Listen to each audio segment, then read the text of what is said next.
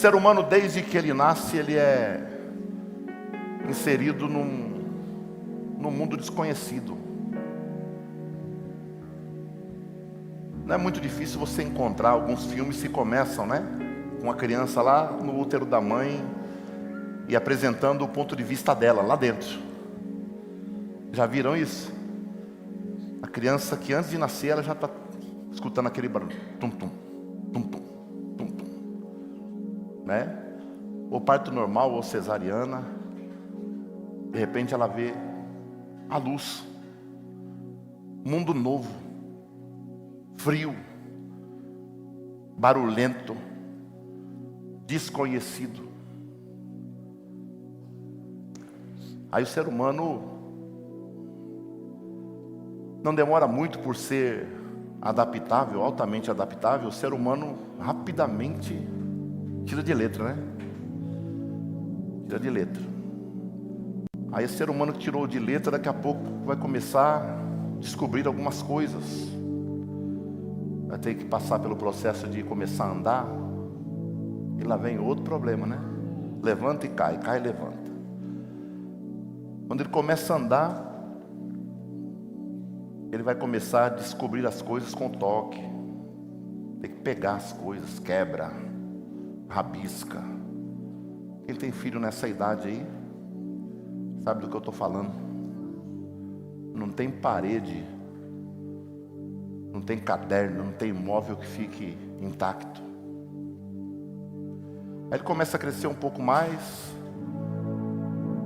Aí ele começa a achar que já sabe de alguma coisa, né? É a birra.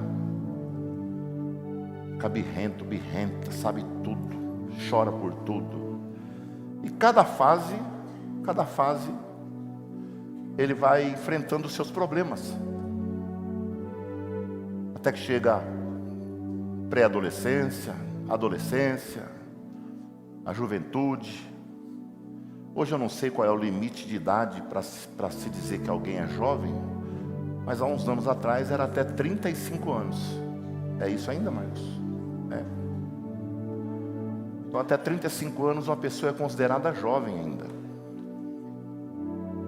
Pastor de 35 anos até uns 60 é um jovem senhor. Amém? Ah, bom.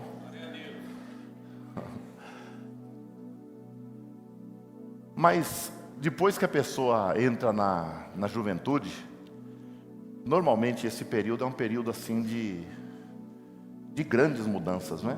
Para uns demora um pouco mais, outros já é bem no começo da juventude, porque namora, vai para o noivado e casamento. E casou, constituiu-se uma nova família.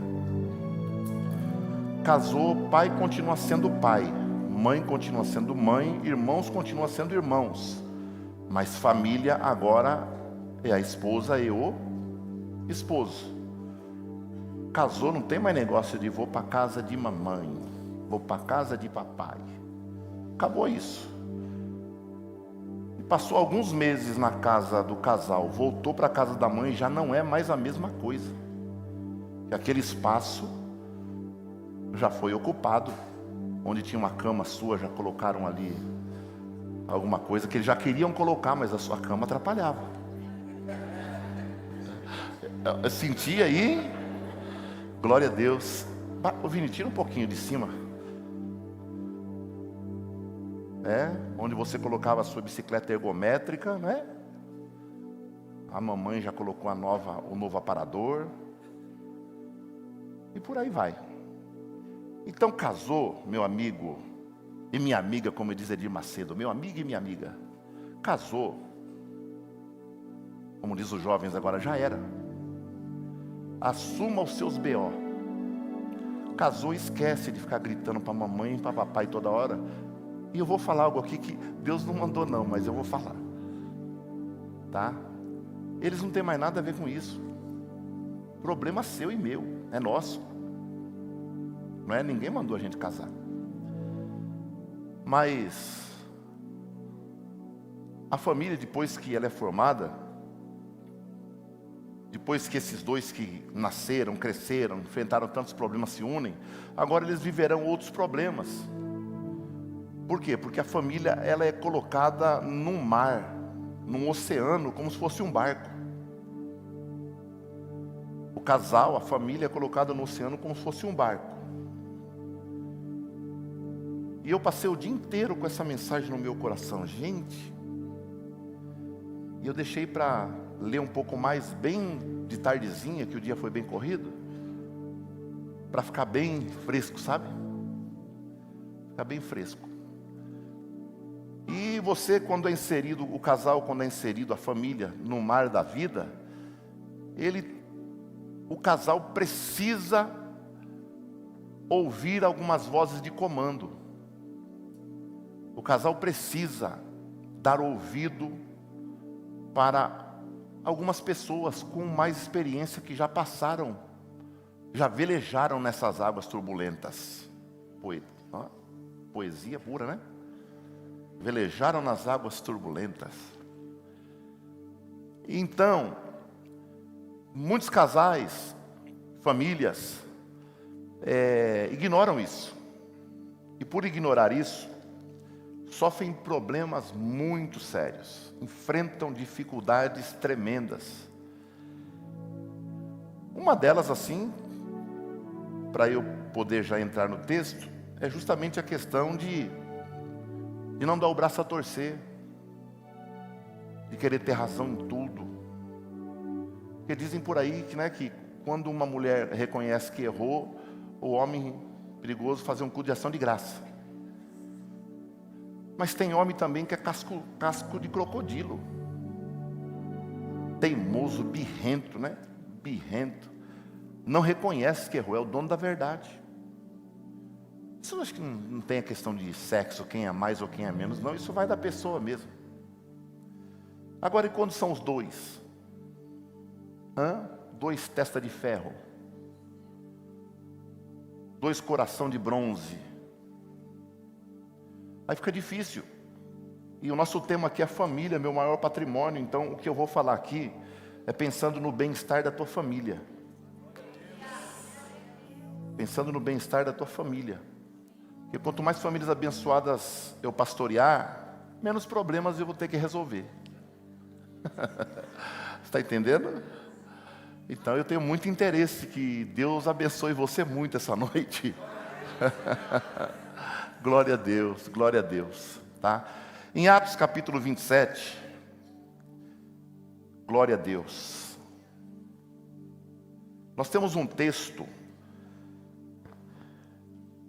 bem longo, mas gente, esse texto nos revela algumas verdades. Aqui não fala nada sobre família como o texto de quinta-feira passada, mas tem umas verdades aqui escondidas,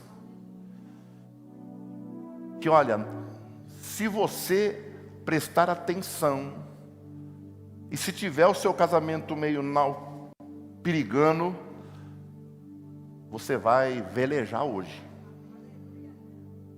Você vai voltar a velejar hoje. Se já está velejando, irmão, você vai fazer um cruzeiro. Cruzeiro, em nome de Jesus. Tá? Versículo, para servir de base aí, Luiz, por favor. Versículo 7, 8, por favor. E como por muitos dias, navegando vagarosamente muitos dias, foi com dificuldade que chegamos às imediações de Quinido, não nos sendo permitido prosseguir por causa do vento contrário, navegamos ao abrigo de Creta, na altura de Salmona, costeando a ilha com dificuldade. Diga assim, costeando a ilha. Diga, rodeando a rocha. Chegamos a um lugar chamado Bons. Diga, rodeando a rocha. Chegamos a bons portos, do qual estava a cidade de Lazéia. Pois bem, diga assim, minha família é um barco solto no mar da vida. Assim é a nossa família. Estamos aí para o que der e vier. Estamos aí, irmão, para guerrear. Países na Europa como França, tá? 80% da Inglaterra, os cargos públicos já são dominados pelo Islã, pelos muçulmanos. E eles já estão querendo agora mudar a cultura e até a constituição desse país. Porque os crentes pararam de frutificar. Estão pensando somente em multiplicar. Tá? Os crentes querem frutificar e pararam de se multiplicar. Tá? Mas aí não é um problema para a gente resolver hoje. Tá? O que acontece? Paulo está com muito médio, Vini, para mim aqui, muito médio. Paulo, no capítulo 27 de Atos dos Apóstolos, ele está sendo levado a Roma. Ele foi preso em Jerusalém. E para não morrer em Jerusalém, melhorou. Ele foi levado a Cesareia, uma região marítima. Porque ele pediu, antes de morrer em Jerusalém, ele falou: não, eu sou cidadão romano também, então eu quero ser levado até César. E quando o cidadão romano queria ser apresentado a César, era a morte certa, mas ele queria estar lá. Ele queria até chegar lá para poder falar de Jesus. Então eles sobem numa embarcação. E antes mesmo de chegar a 10% da viagem, eles percebem uma certa dificuldade. Percebem que os ventos começam a soprar.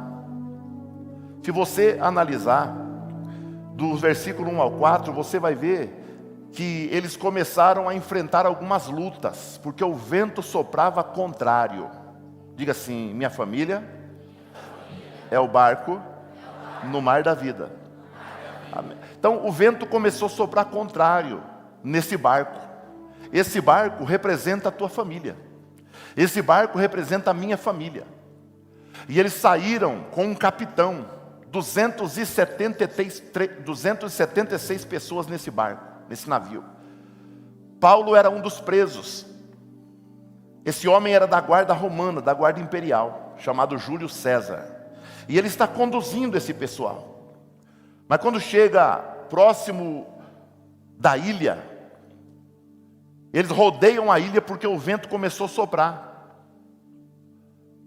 E chegaram rodeando essa ilha, que era uma grande rocha.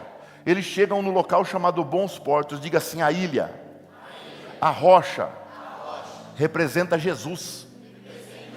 Diga assim: Bons Portos representa a igreja. Então aquela ilha representava Jesus para aqueles homens. E para nós representa Jesus. Bons Portos é o lugar de se atracar, descer do barco, ficar em segurança. Representa a igreja. Mas eles, naquele momento, eles ignoraram. Porque o vento começou a passar, diminuir. E Júlio César continuou. Num dado momento, eles encontraram um navio maior que vinha do Egito, de Alexandria. Isso está ali no versículo de número 8. Encontram um navio de Alexandria, descem do navio pequeno que saiu de Cesareia e vão para este navio maior e começam a seguir até a Itália. A direção era Roma, era a Itália. Porém, no meio do caminho, eles começaram a perceber que aquele vento tranquilo, que assustou, mas não destruiu nada, passou e agora começa a soprar um vento mais forte. Por quê? Porque lá na rocha eles deveriam parar ali no lugar chamado Bons Portos. E quando o vento começa a soprar no teu barco, no meu barco, no nosso barco, nós precisamos também estar ancorado na rocha que é Jesus. E onde eu entendo e aprendo como é a ação de Deus na minha vida, o que Deus quer para a minha família, em Bons Portos, que é a igreja. Então, se você hoje está vivendo um problema, está enfrentando dificuldade, está precisando de uma direção, eis aqui o lugar para você permanecer até que o vento passe, glória a Deus.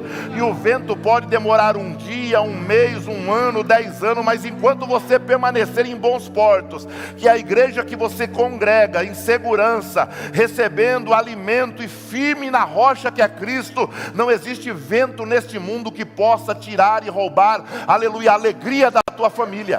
Não existe. Não existe.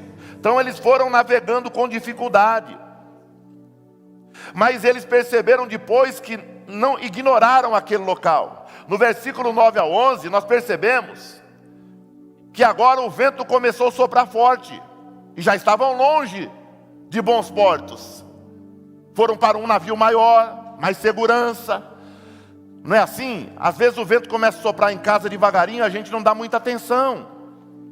Deixa para lá, ignora, depois eu resolvo, depois a gente senta e alinha. Não,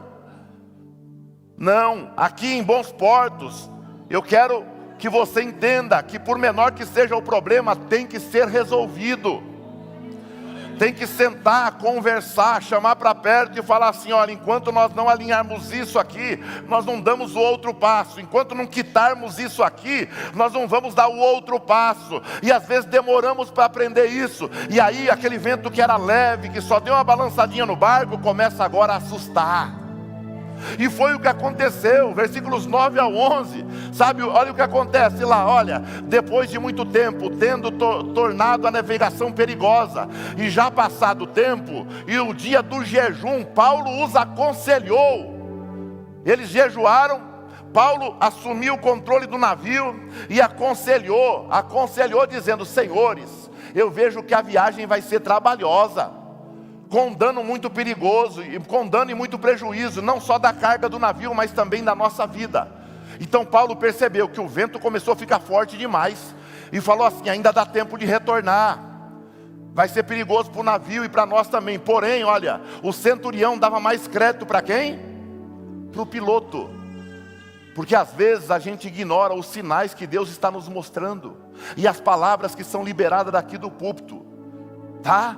Às vezes Deus fala usando a minha vida, a vida de outra pessoa que prega aqui, mas às vezes a gente está meio desligado, não está nem aí, porque o vento não está muito complicado. Aí quando o vento começa a soprar forte, a gente lembra de que foi avisado: ó, e isso não vai dar certo, isso vai dar ruim, isso vai complicar, cuidado, vigia, olha a companhia, olha essa amizade, olha quem você coloca dentro da tua casa, porque ninguém entra na sua casa sozinho, ou entra com Deus, ou entra sem Deus, e você sabe, se entrou sem Deus, não entrou sozinho, entrou com alguma outra coisa. Às vezes a gente fala a questão de negociar, a questão da sociedade, a questão de falar demais, a questão de não resolver problema. Isso daí é o que Paulo fez. Eu vejo que essa viagem vai ser perigosa, nós vamos poder perder coisas materiais e ainda corremos o risco de perder a nossa vida. Mas o centurião, o guarda, o responsável, acreditou mais no piloto do barco, sabe? E o piloto do barco, às vezes, na nossa embarcação, é a teimosia, às vezes é o dinheiro, às vezes é o limite do cartão de crédito, às vezes é aquela imagem ampliada que nós temos de nós mesmos. Não, eu sou o cara, eu vou resolver, eu conheço tanta gente, eu sei a quem recorrer. Não, isso é confiar mais no piloto do que na orientação que está sendo dada. Agora, se nós confiarmos mais em nós mesmos, Jeremias não fala isso? Jeremias 17, diz assim: maldito é o homem que confia no homem. Ou seja, maldito é você e eu se confiarmos em nós. Tá? Então, ignoraram. Versículos 11 a 14, o texto vai nos dizer que aquilo que parecia tranquilo começou a ficar complicado agora. Agora o negócio começou a ficar difícil, o barco começou a balançar demais, o vento começou a soprar, e eles sabiam até o nome do vento, que era um fenômeno, era de vez ou outra que esse vento soprava, chamado Euroaquilão. Era um vento forte, que destroçava, partia grandes navios no meio. Sabe o que eles começaram a fazer? Começaram agora a jogar as coisas, os bens, compras, para o lado de fora do navio. Sabe por quê? Porque não entenderam e desprezaram e ignoraram a tempestade que estava do lado de fora do barco. Diga para quem está ao seu lado: não ignore a tempestade que está do lado de fora do barco, que é a nossa família. Desemprego, gravidez indesejada, drogas, más companhias, conversas que não edificam, são tempestades externas. Diga para quem está ao seu lado: não ignore. Eles ignoraram o vento que estava soprando fora do barco, porque no começo era até uma brisa gostosa. Ignoraram, continuaram a viagem, e agora o vento ficou forte, e começou a balançar o navio, e começou a balançar o navio, e começou a balançar, e começou a arrastar o navio. E o versículo de número dos 15 a 17 vai dizer que eles não podiam nem resistir. Tinha tanta coisa dentro do navio que eles perderam, jogaram para fora, que eles perderam até as forças de tanto peso que carregaram. Porque quando nós ignoramos a tempestade que está do lado de fora, a tempestade que está do lado de fora vem para o lado de dentro do barco.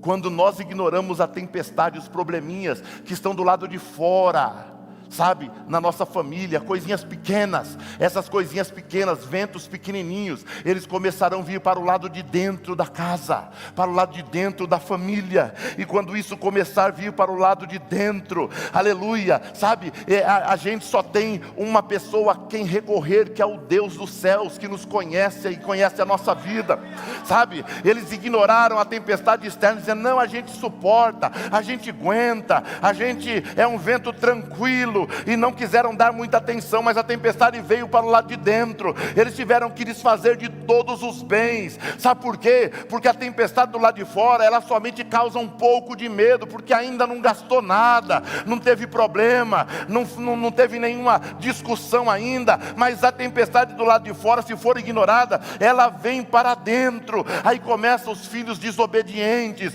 discussão entre marido e mulher, é briga entre pai e filho, sabe, são aquelas palavras de baixo calão. Não existe mais respeito, não existe mais uma vida conjugal, não existe mais um eu te amo, não existe mais um abraço, um afago, não existe mais uma criança pular no colo do pai, não existe mais o pai chegar em casa e rolar no chão com uma criança, o pai pegar a esposa no colo, que nem se pega uma criança, rodar ela, aleluia. Não tem mais nada disso, porque a tempestade que era lá fora passou para dentro do barco, sabe, porque ignoraram a orientação de uma pessoa, glória a Deus, que tinha compromisso e comunhão com Deus. Eu estou aqui hoje debaixo da graça do Senhor Deus Todo-Poderoso, oh glória, focando a tua família, porque Deus me falou nesse dia: eu vou mudar o curso de famílias que estão navegando para mares, para águas tortuosas. Eu vou restaurar, eu vou colocar vocês na direção. O Senhor hoje vai começar a fazer algo diferente na tua casa, na tua família.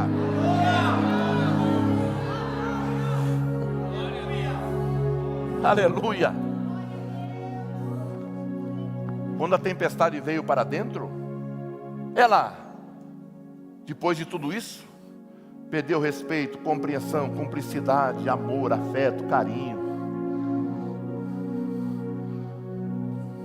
A gente não precisa ir longe.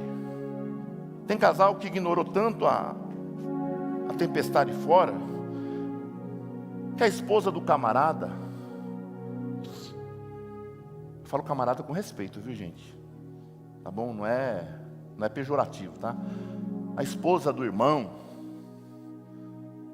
do lindo, abençoado, faz anos que não houve um eu te amo, e vice-versa.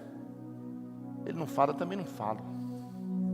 Tipo assim, quando ele me conheceu, já era desse jeito. Quando ela me conheceu, já era assim. Eu nunca fui. Eu não gosto muito desse negócio, essa grudeira. Mas nada também, meu filho, nada também, minha filha. Não precisa ficar grudando, mas também não precisa ficar tão longe. Chega junto. Chega junto. Para que essa tempestade que já passou para dentro comece a perder as forças. Poxa, dá um abraço. Pega na mão. Eu tinha alguns conhecidos que não eram amigos. Amigo a gente leva para dentro de casa. Eu tinha alguns conhecidos, pregadores que nem eu era. E, em primeiro lugar, quando eu ia pregar num lugar pela primeira vez, eu nunca levava a pastora. Eu não sei o que eu vou encontrar, eu não sei onde é. Eu já fui pregar em lugar de luxo, já. Eu ficava até com vergonha, não sabia nem como pisar. Mas já fui pregar também em lugar que eu precisei deixar o carro. E nesse dia você foi, né? Precisei deixar o carro 500 metros longe da igreja. E subir acompanhado dos manos. Para poder pregar na igreja. Eu não sabia se era fogo de Deus, língua estranha, poder de Deus, se era tiro. Não sabia. Então eu tinha isso comigo. Mas eu nunca gostei de andar sozinho, ao ponto, preste atenção, varão e varoa, que são aí, quem está conduzindo esse barco aí, pilotando, mas quem dirige de verdade tem que ser Deus. Você tem que ser tão próximo da sua esposa, e você tem que ser tão próximo do seu esposo, que quando alguém vê você, tem que perguntar dela. Quando alguém vê você, varão, tem logo que falar assim: e aí, tudo bem? E a esposa está bem? Falar pelo nome, porque deve te conhecer. Quando vê você, irmã, tem logo que perguntar: tá? E o Renatão está bem? Tá? E o Juvenal está bem? Porque já te associa, porque não tem costume de te ver só. Porque quem anda, sabe, às vezes anda muito só, e eu digo isso para casais que são crentes, os dois, amém? Às vezes você tem uma esposa que não é crente, é outra coisa, aí você está lutando no mar aí sozinho, mas confia. E às vezes você tem um marido que ainda não é crente, não está na igreja, tá certo? Entenda isso, porque andar sozinho demais é dar brecha, é abrir brecha. Tem que ser muito firme, muito crente. E eu admiro se você passa por isso, se você é assim, firme, tá? Mas essa é a verdade. Você tem que ser tão junto e misturado, tá? Que Satanás não encontra brecha. Essa embarcação ignorou a tempestade do lado de fora. Tá certo? Só o susto, ignoraram, achou que não ia complicar. Quando complicou, desfizeram de tudo que tinha. Todo o dinheiro de indenização, de trabalho, de investimento, foi tudo. E às vezes acaba no divórcio. E depois, no suicídio. Diga assim: o sangue de Jesus tem poder. Aleluia. Diga assim: mas ainda existe uma esperança. O versículo 20 diz que eles perderam as esperanças. Diz que eles perderam toda a esperança de sobreviver. Mas existe ainda uma esperança. Sabe o que é? É alguém dentro da embarcação assumir a responsabilidade. Eu vou dizer de novo: alguém na tua família tem que assumir a responsabilidade e se colocar de pé.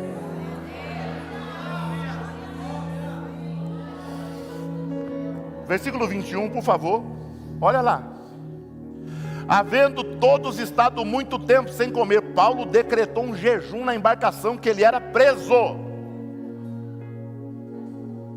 Porque homem e mulher de Deus pode estar vendo o capiroto rodar dentro de casa, fazendo arruaça, ele não fica quieto, ele vai se colocar de pé e falar: não, aqui tem alguém que tem a autoridade de Deus.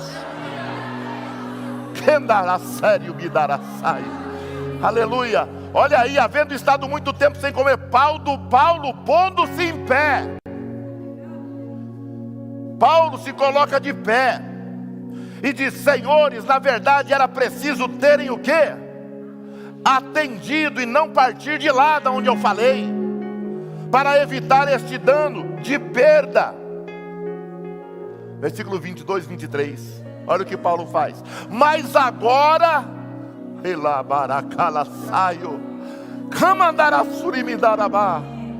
agora aconselho que tenham coragem. Ei, você que está me ouvindo aqui pela internet, pode estar revirado tudo na tua casa, na tua família.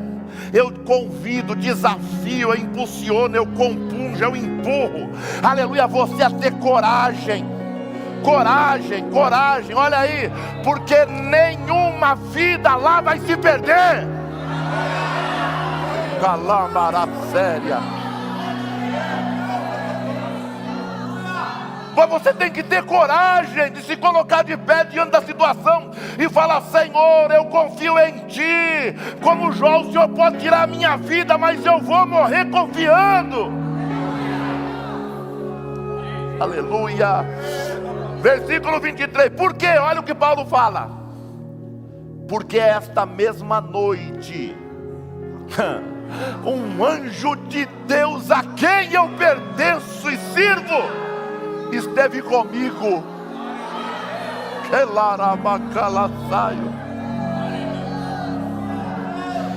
Aleluia! Se você se colocar de pé em meio à tempestade que entrou dentro para o seu barco, se você se colocar de pé, o Senhor vai falar com você e te dar direção. Vai! Versículo 24. Preste atenção, que isso aqui agora é tudo profético daqui para frente, hein? E Paulo disse: não tenha medo. Olha, o anjo disse para Paulo: perdão, não tenha medo, Paulo, porque é necessário, é preciso que você compareça diante de César. Paulo lá atrás, quando foi preso, iam matar, ele falou: não me mata não, eu sou judeu, mas eu tenho dupla cidadania, eu também sou romano, eu não posso morrer aqui, eu quero ir para Roma. Paulo pensou que era vontade dele, não, também era vontade de Deus. Quando você se coloca de pé em meio à tempestade dentro da tua embarcação, que é a tua família, o Senhor vai falar com você e você vai entender que não era somente coisa da sua cabeça de você se colocar de pé, mas era Deus te impulsionando para se colocar de pé, porque Ele queria falar com você. E fala: olha, você tem que comparecer diante de César. E eis que Deus, por sua graça, lhe deu. Diga assim: Deus vai me dar. Todos que estão navegando no barco da minha família, levante sua mão e diga: eu tomo posse. Em nome de Jesus.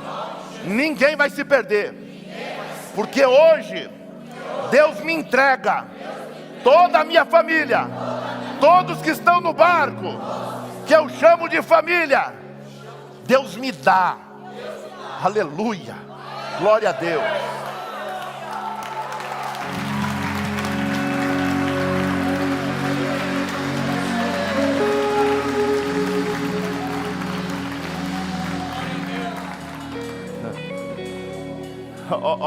Ó o versículo 28. Estou acabando já. Glória a Deus. Se colocou de pé no meio do barco e disse: Deus falou comigo essa noite, o Deus a quem eu sirvo, e falou que ninguém vai morrer. Deus me entregou. Porque, e sabe por que ninguém vai morrer? Porque eu, no meio de 276 pessoas, Deus tem um plano para a minha vida.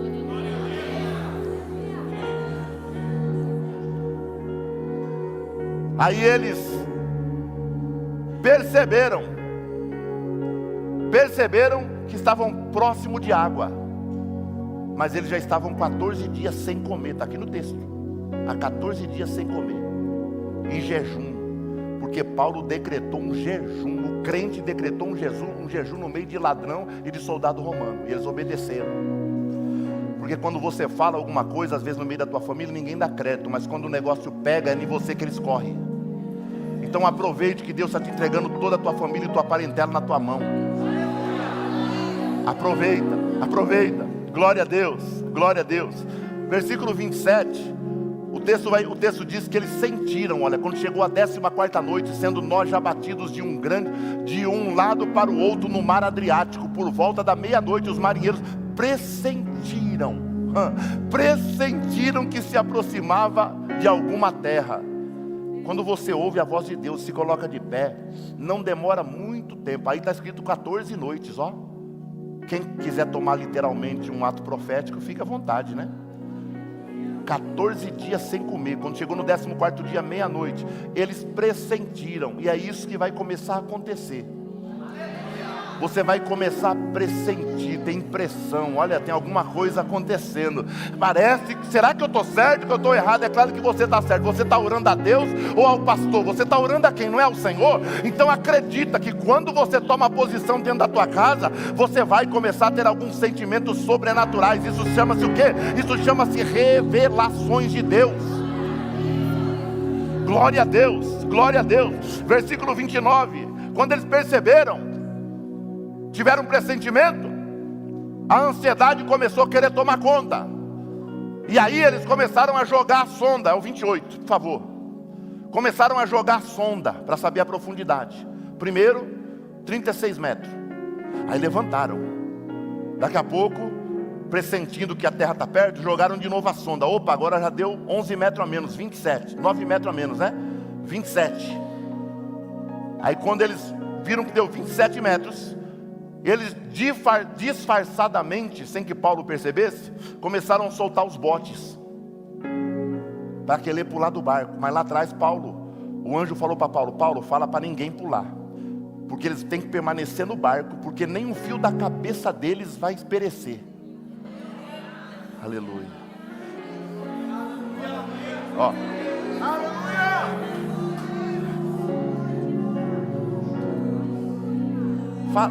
Fala com um olhar assim de profeta para quem está ao seu lado. E fala assim: quando o negócio aperta, você se levanta para resolver? Ou você já quer logo pular do barco? Diga-se, quem pula do barco é covarde. E geralmente morre afogado nas lutas. Diga, Guerra, quem se coloca de pé recebe visita do anjo, recebe direção de Deus e ainda vira referência na família. Qual que você prefere?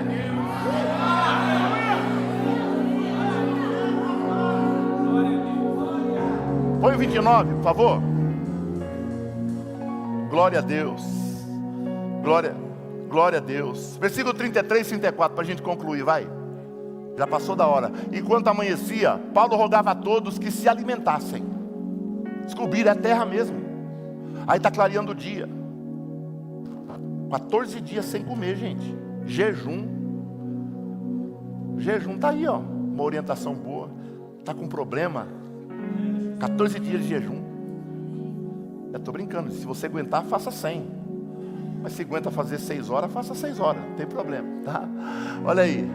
Paulo rogou a todos que se alimentassem, dizendo: hoje é o 14º dia que esperando, vocês estão sem comer, não tendo provado nada. Pode passar. Olha lá. Por isso, peço que comam alguma coisa, pois disto depende a sobrevivência de vocês. Aleluia. Porque nenhum de vocês perderá nem mesmo um fio de cabelo. Aleluia. Glória a Deus. Tendo dito isto, pegando um pão, deu graças a Deus na presença de todos. E depois de o partir, começou a 14, Paulo poderia ter dito: não, vou ficar mais uns 20 dias de jejum, porque vocês já aprenderam mesmo, de repente você se converte.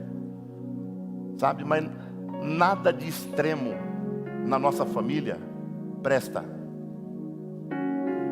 Nada de extremo na igreja presta. Nada de extremo na nossa vida presta. Se você se assentar na extremidade de um banco e eu do outro, se um levantar primeiro, o outro cai. Porque nenhum extremo presta. A igreja, o crente, tem que ser equilibrado. E pessoa equilibrada ouve a voz de Deus. E a pessoa equilibrada que ouve a voz de Deus é tão equilibrada que ela põe em prática. Ela aplica para a sua vida aquilo que ela ouve vindo de Deus. Glórias a Deus. Quem está entendendo, diga amém. Você pode ficar de pé?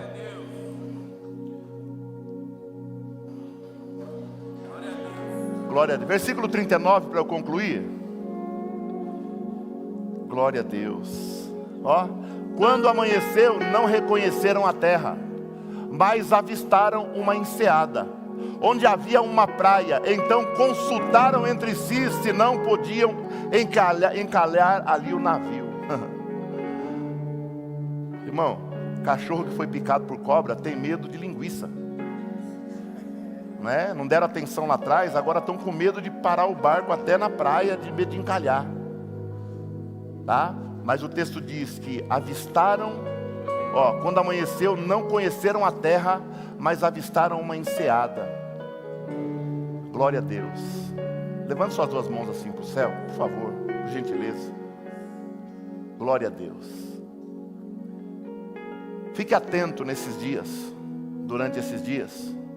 O que nós estamos liberando para você aqui hoje é uma palavra profética. É uma palavra profética. A nossa igreja é uma igreja profética. Nós respiramos o profético. E talvez, do jeito que Deus vai começar a fazer na tua casa, no teu casamento a partir de hoje, talvez você não vai entender lá, não reconheceram a terra. Talvez você não vai entender e vai falar: meu Deus, será que isso é de Deus? Será que isso não é? Baixa a sua cabeça, baixa a sua guarda, respira fundo e fala: Senhor, se vem de ti, eu recebo, porque eu quero o que vem de ti. Aleluia. Feche os seus olhos. Pai, eu declaro, Senhor, a tua bênção sobre a vida da tua igreja hoje. Que as palavras que foram aqui ministradas, Senhor, Pai, venham gotejar, Pai, na cabeça, na mente, na alma e no espírito de cada um. Pai, que eles sejam restaurados, que eles sejam renovados, que eles saiam daqui, Senhor, convictos de que algo extraordinário o Senhor está proporcionando para cada um deles hoje. Onde havia, Senhor, Pai, uma porta aberta, uma brecha, um impedimento, Senhor, hoje, Pai, nós ministramos, Senhor, restauração, portas fechadas para o inimigo e abertas para o teu Espírito atuar, no nome de Jesus. Espírito de paz, Espírito de graça, aleluia.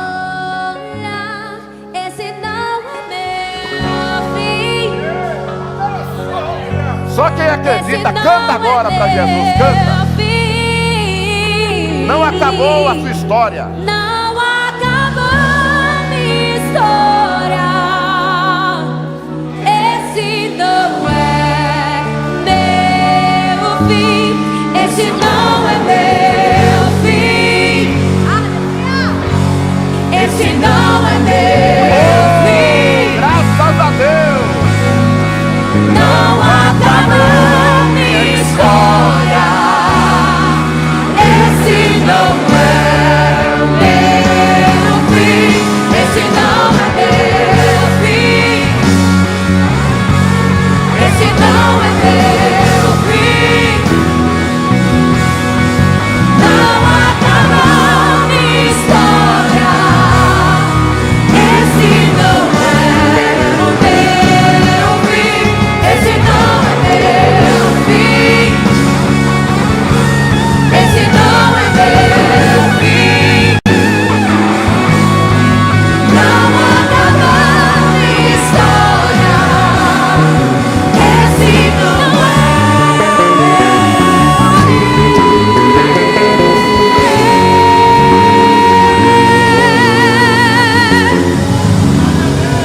Glória a Deus.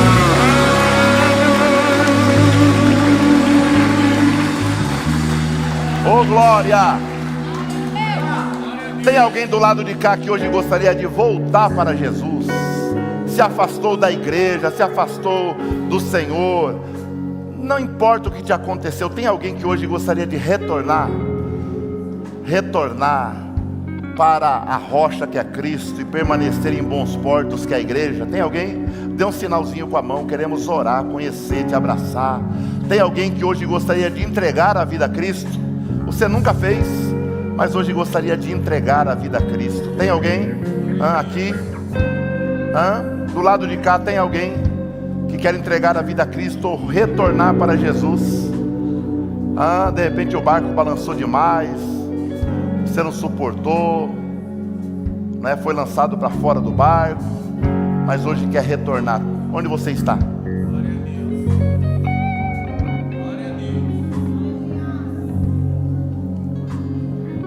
Estou insistindo por você.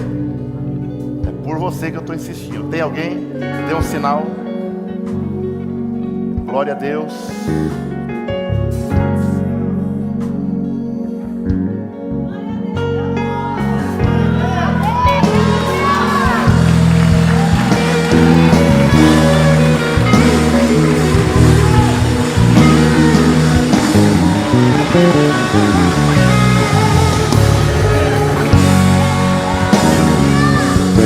Mais alguém? Mais alguém?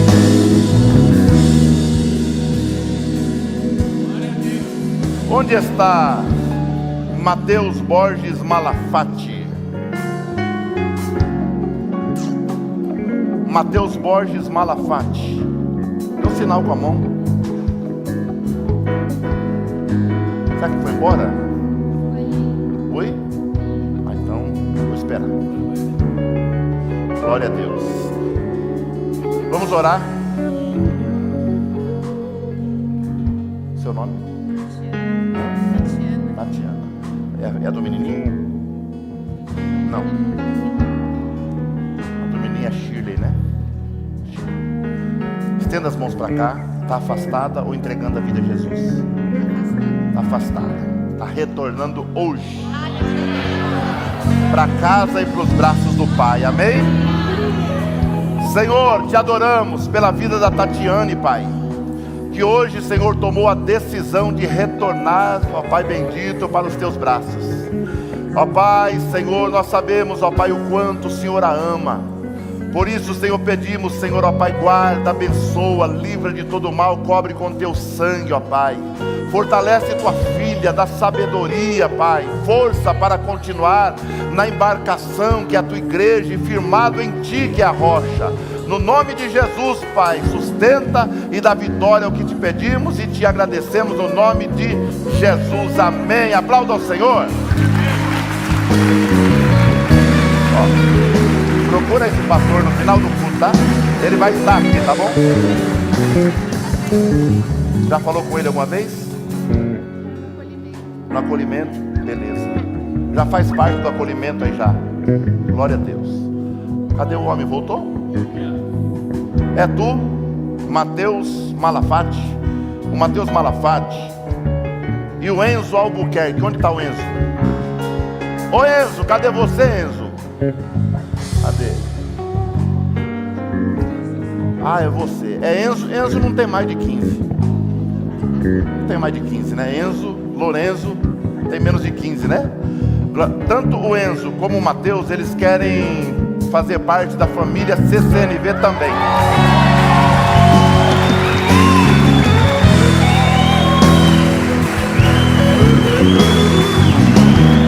Oh, glória! Mateus e Enzo. Ô Enzo, final do culto, esse pastor aqui, pastor Paulo, dê um passo aqui. Ele tá vendo o senhor aí? Dá para ver? Não, é porque tem gente na frente. Isso, no final do culto procurem esse pastor, tá? Pastor Paulo. Mateus, por gentileza, tá? Sabe tudo aqui da igreja. É o nosso querido pastor Paulo. Vamos para casa agora, gente? Amém?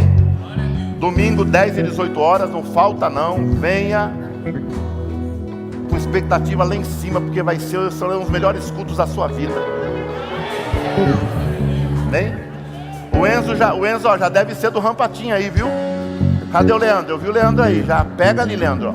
Ó. Glória a Deus. Feche os olhos. Estenda as mãos. Que o grande amor de Deus, a graça de nosso Senhor e Salvador Jesus Cristo, a comunhão e a consolação do Espírito Santo de Deus esteja com todo o povo agora, não somente, não somente, esteja com todo o povo, não somente agora, mas para todo sempre.